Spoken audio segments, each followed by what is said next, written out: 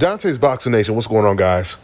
So SHAKUR Stevenson, he did this interview with $1 million worth of game, and he said some things that was pretty interesting. He talked about, of course, the Devin Haney situation, but what really obviously stood out was SHAKUR Stevenson saying that if Devin Haney had offered him $8 million, he would have took it basically in a heartbeat. Now, keep in mind, this all started with SHAKUR Stevenson being asked the question, when are you and Devin Haney going to fight? And this is what SHAKUR said. You and Devin gonna fight?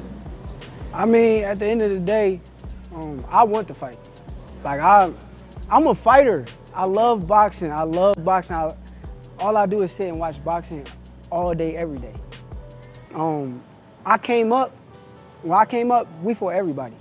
You know me for going to spar everybody in the entire world, right? I go spar any fighter you can think of, I done been in the ring with. That's because I'm not scared. I'm a fighter who, I want to challenge myself against the best. I've always been that way. Now, before we go any further, just to prevent any confusion, sparring the best fighters in the world has absolutely nothing to do with fighting the best fighters in the world in a professional fight. And SHAKUR Stevenson knows that more than anyone does. This is the reason why people don't negotiate a certain split when it comes to sparring.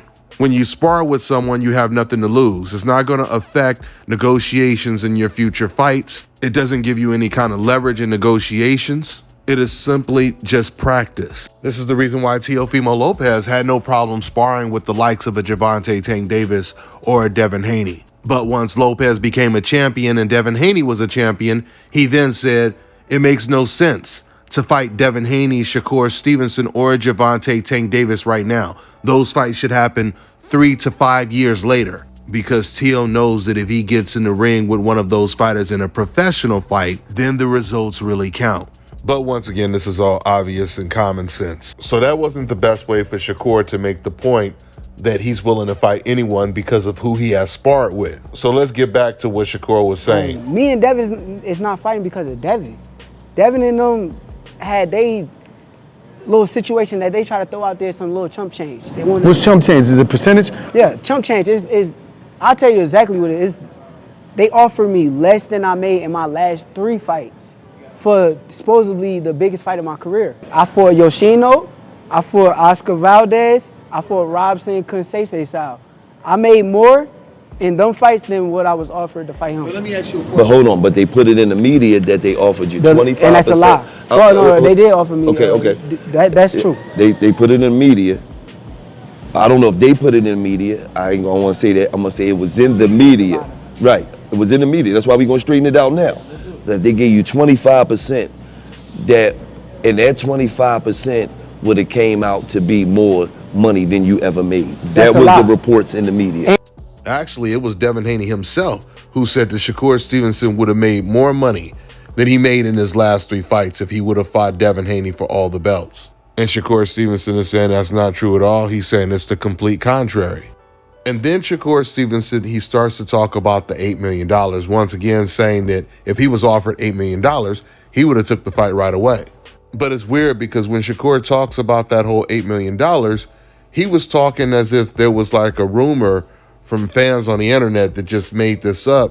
But the guy who brought up the whole $8 million was SHAKUR Stevenson's former promoter's son. And he was completely representing SHAKUR when he said this. But when SHAKUR talked about this $8 million, for some reason, he talked as if this number had just came from like the fans on the internet or something. That was a little confusing that he would say it that way.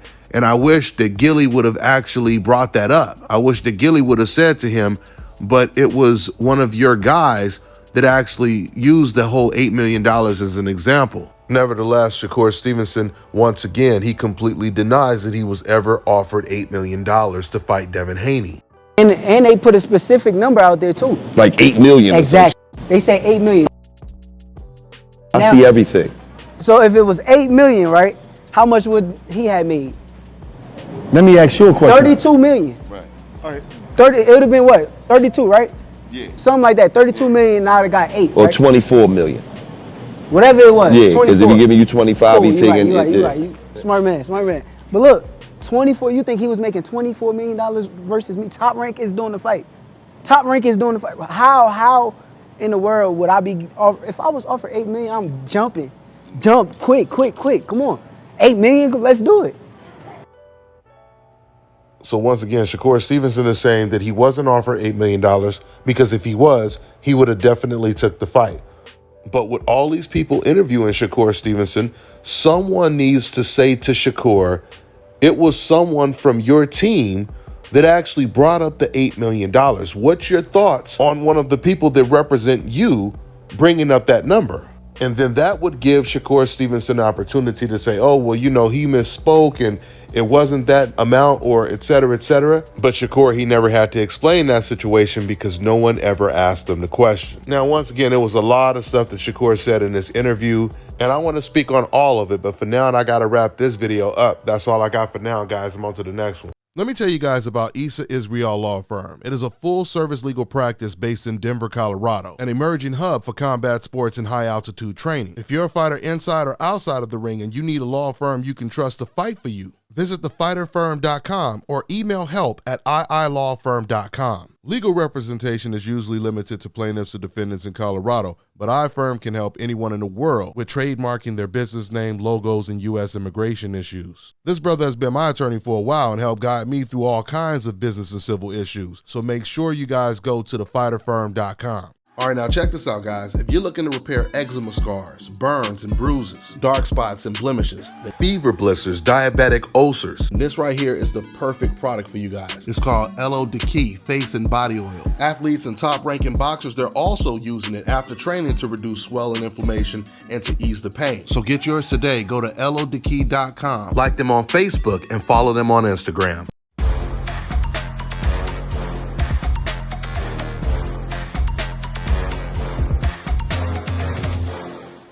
My name is Chris, and I'm all the way here from Anchorage, Alaska at Scalp Carolinas, and I'm here for my second treatment of SMP. Well, I was sitting at home one day and going over my Facebook page, and they have different, like advertisements popping up, and I saw one for SMP, and I saw some pictures of some guys, a before and after, and I was looking at that, and it caught my attention, so I Googled it. SMP, nothing showed up in my area.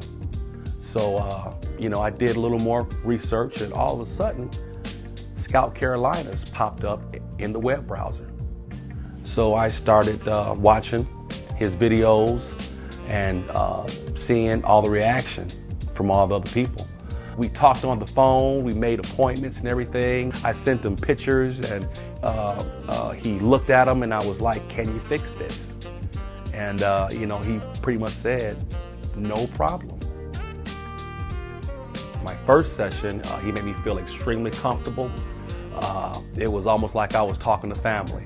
He started, and during the whole treatment, we talked and, about our families and our life and, and things that he does and things that I do. And before I know it, the first session was over. When you see someone doing something that they love, as much as I see Enoch Glover love what he does, it shows in his work. I wouldn't point anyone in any other direction but here to North Carolina, Scalp Carolinas, to get this done.